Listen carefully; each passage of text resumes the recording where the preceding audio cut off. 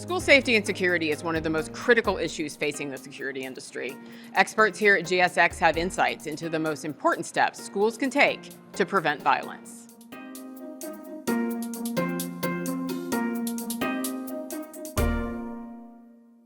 Good day, folks. My name is Jeff Slotnick, and I've been asked to speak to you today on behalf of ASIS regarding school security. Nothing is more important than our most precious assets, which are our children. A good school security program is comprised of three legs of a stool: behavioral threat management, physical security, and emergency operations and planning. In order to facilitate that, let's take each of those in order.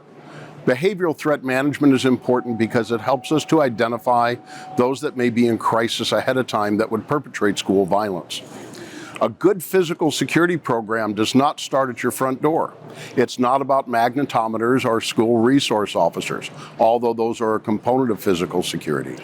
We want to push school physical security out to the street. A good school security program includes physical security, which is detection, delay, and response.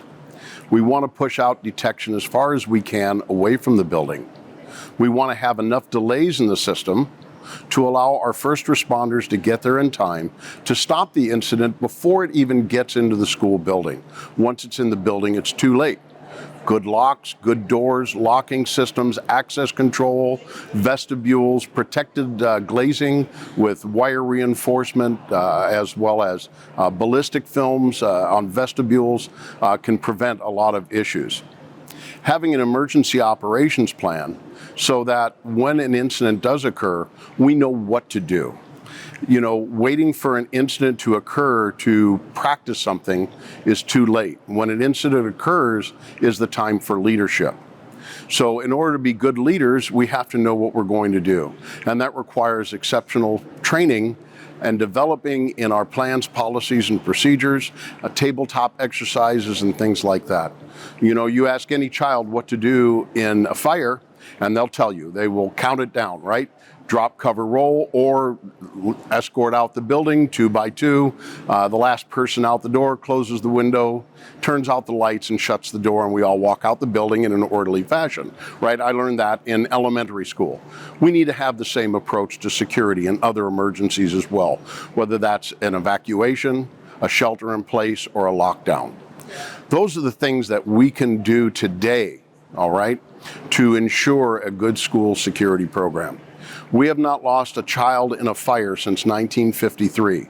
It's time that we put the same regulatory emphasis on school security to ensure good programs.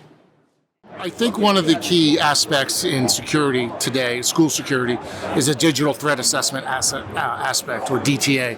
And some of the finest minds in behavioral science and behavioral studies on children and on threats have now agreed that the digital aspect, without the digital aspect, you're not doing the full spectrum of the threat that's potentially in your school or outside of your school. And I kind of phrase it this way. It's almost like the reverse Avatar world, where when Avatar started 10 or 15 years ago and people played games like SimCity, they created a life for themselves that you would only see in their Avatar world.